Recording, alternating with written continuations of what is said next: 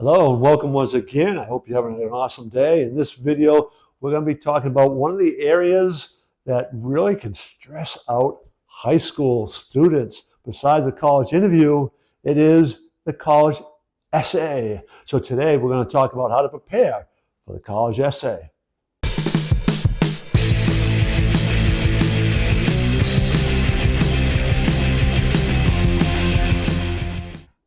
All right, there are 5 key points that we've got to cover to help you out in this area of getting ready for the college essay. First and foremost, it is coming up with the idea.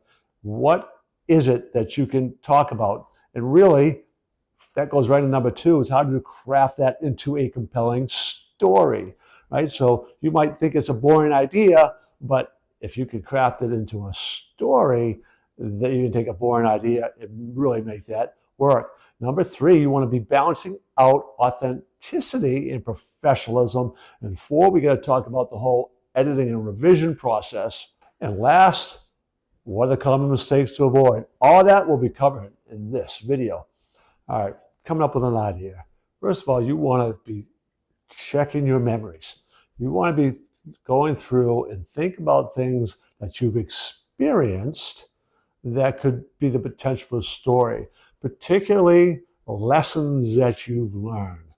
All right, that's kind of an important thing that you want to kind of focus on.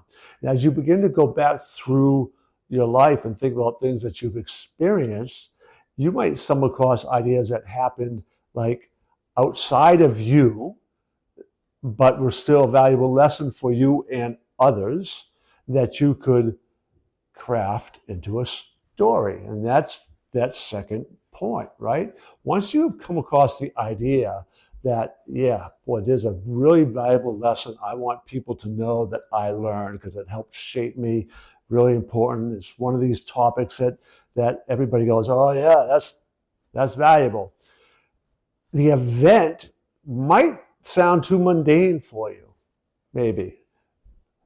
But when you start crafting the story and think about the lesson, the emotion, and you personalize it that way, you can take something that could sound like it's going to be mundane and turn it into something powerful. That's your ability as a storyteller to really kind of hone out the message, the emotions, and then you write it in a way, the crafting the story, so that you're drawing other people in to your emotions, into your experience. Could be something like getting cut from a baseball team. It could be something like the time I knocked over some staging while performing a play. Embarrassing moment. You could turn that into a whole story, something that seems mundane.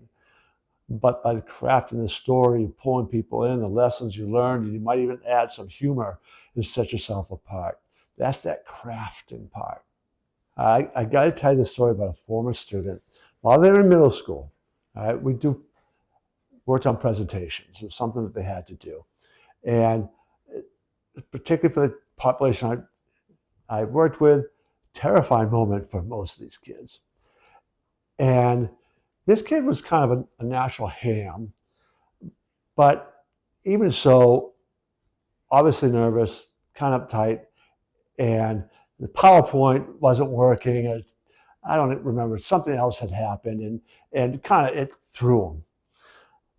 But in a moment, he started, I think, as a self-protection mechanism, being a comedian up there. Like he started ad-libbing and telling a story and then trying to make this point.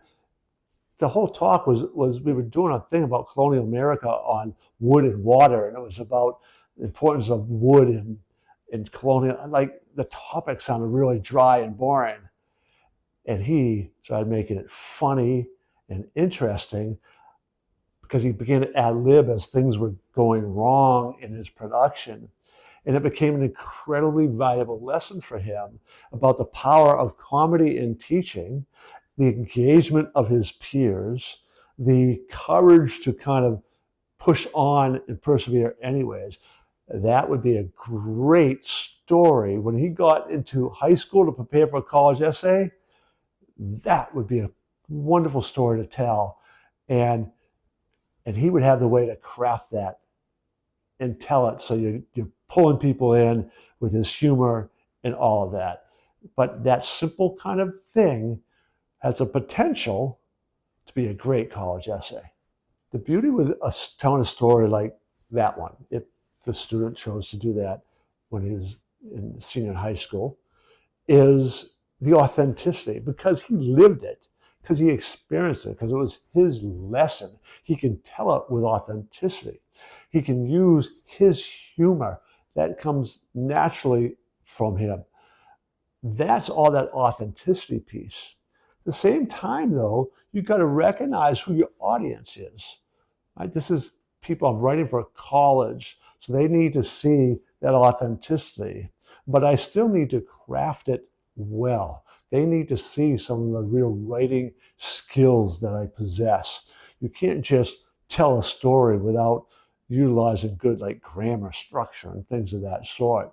So that's that balance that you need to be really thinking about as you tell it from your voice, using your voice, making it real, showing who you are, while at the same time showing your ability with words and the structuring of sentences and getting the variety and all those craft ideas that you need.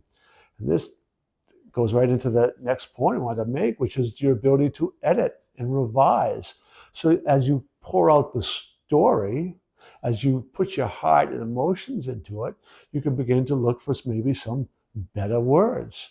You can be looking at your variety of sentence structure. You can be looking at, do you use some short words, short sentences? Do you use some longer sentences mixed with phrases? And what about the adjectives and ly adverbs and all these kind of, crafting kind of things? You read through it, you read through it again, you read through it again, you have somebody else read through it. You're looking not just for little common grammar mistakes, but the structure and the, again, I've used the word several times, but it is the craft of writing that does have to shine forth, as well as your story and your authenticity. And last but not least is common pitfalls. What are some of these? Well, probably foremost is you begin to craft an essay with cliches and other things that you think a college advisor would want to hear, want to see it. It feels out of place. It seems out of place because you're trying to force things and words and phrases and key terms. It's like you're doing some sort of Google search by throwing in like, oh, people want to see this word or that word. And you want to avoid that, right? You want to be telling the story from your heart, the lessons that you learn from your heart. You're opening a window to your soul this way. It's not a biography. It's not taking you all the lessons in life. That's another common pitfall. You're trying to get too much about who you are, covering all these moments. Focus on one little one, like that middle school student, that moment in middle school where he learned this lesson, the value of humor, blah, blah, blah, whatever, however he wanted to take that. That's the moment. That's the one you're focusing on, not telling your life story, right? So that's one of the other common pitfalls. You do need to understand that the person reading this is trying to find out, one, how well you write and communicate that, your ability to teach through storytelling, which is really what you are. You're trying to teach them about who you are. So when you keep that kind of in mind, that purpose, it becomes easier to avoid this idea of almost like a mass-produced sort of essay that that you would buy on the internet because, oh, this is what college people want, and they just kind of mass-produce that. That's like so wrong. People see through that so easily. That's not how it's done. That's a big mistake that you want to avoid. Here we are, once again, at the end of another video.